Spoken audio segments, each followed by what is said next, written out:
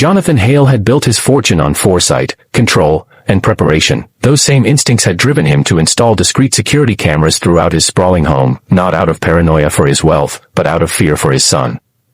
12-year-old Lucas had been paralyzed from the waist down after a reckless driver ran a red light 3 years earlier, shattering not only Lucas's spine but the fragile world Jonathan had believed he could protect with money alone. Since that day, the mansion had filled with doctors, therapists, nurses, and maids who came and went like seasonal staff, some kind, some careless, some merely there for the paycheck. Jonathan had learned the hard way that not everyone treated a vulnerable child with the patience and dignity he deserved.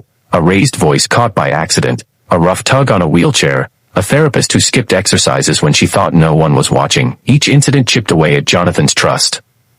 So he hid cameras, tiny and silent, embedded in corners, lamps, and shelves, telling himself it was only to keep Lucas safe. Yet even as the feeds streamed to his private office, Jonathan rarely watched them anymore. Seeing his son's daily struggle through a lens felt like reopening a wound. When the previous maid quit abruptly, citing emotional exhaustion, Jonathan hired a new one without much thought. Her name was Elena. She was quiet during the interview, her resume plain, her references brief but sincere. She didn't flatter him or stare at the marble floors in awe. She asked only one question: does Lucas like music? Jonathan barely noticed it at the time. The first week passed uneventfully. Elena kept the house spotless, prepared simple meals, and followed Lucas's schedule precisely. Jonathan, buried in meetings and late-night calls, barely crossed paths with her. Lucas, however, seemed different. The boy who once answered questions with shrugs or monosyllables started lingering in the kitchen when Elena hummed softly while cooking. His eyes followed her movements with a curiosity Jonathan hadn't seen in years. One evening, Jonathan returned home early, exhausted and restless, and decided, for reasons he couldn't quite explain, to open the camera feeds. He expected nothing.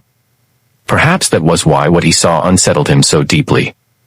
On the screen, Elena sat on the floor beside Lucas's wheelchair, not speaking, not doing therapy, not even touching him.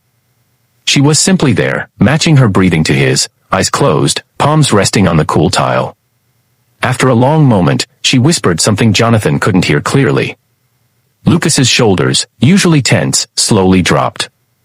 Jonathan leaned closer to the screen. Elena began tapping softly on the floor, a rhythm so gentle it barely registered, then handed Lucas 2 wooden spoons. The boy hesitated, confused, then tapped them together. Elena smiled, not the practiced smile of an employee, but something raw and encouraging, and began tapping back. A rhythm formed, clumsy at first, then steady. Lucas laughed, a sound Jonathan realized he hadn't heard freely in months. Jonathan froze. This wasn't in any care manual. It wasn't therapy or routine. It was connection.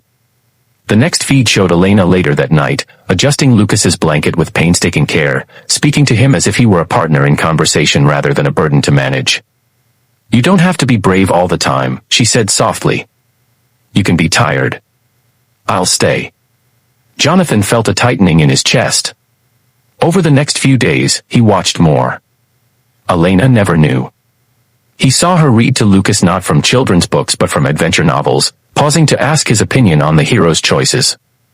He saw her carry him, not lift, but guide, through exercises long after the physical therapist had left, turning each movement into a game, celebrating effort rather than success.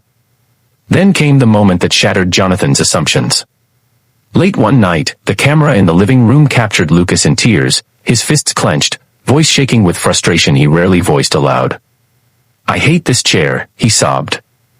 "I hate being stuck." Jonathan's instinct was to rush downstairs, but he stopped, compelled to watch. Elena knelt in front of Lucas, her face level with his. She didn't contradict him. She didn't offer hollow reassurance. She said, "I know." Then she did something Jonathan never expected. She placed Lucas's hands on her own legs and said, "Tell me what you miss." Lucas faltered, then whispered, "Running." Elena nodded, then gently moved his hands to her knees as she shifted her weight. "Then feel this," she said. "This is movement. Different doesn't mean gone." She described every step she took as she slowly walked in place, narrating the sensation as if inviting Lucas into it. Lucas listened, breathing slowing, eyes focused. When she finished, she said, "Your body remembers. We'll remind it together." Jonathan felt tears blur the screen. In that moment, he understood something painful and humbling. All his money, all his vigilance, all his hidden cameras had protected Lucas from harm, but none of it had given him hope.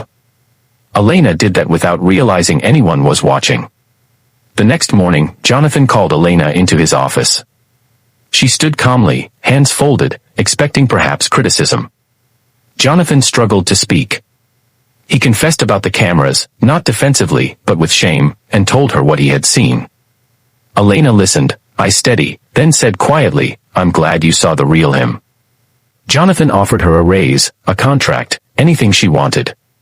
Elena shook her head. "Just let me keep helping him," she said. "Not as a job. As a promise." From that day on, the cameras stayed, but Jonathan no longer watched out of fear. He watched to learn. Lucas began physical therapy with renewed determination, not because he believed he would walk tomorrow, but because he believed he was more than what he had lost. The mansion changed. Laughter echoed where silence once lived. And Jonathan, the man who thought control was protection, learned that sometimes the greatest safety comes from trust. If this story moved you, if you believe that real change comes from compassion where we least expect it, don't forget to subscribe to the channel, because stories like these remind us that humanity is the greatest wealth of all.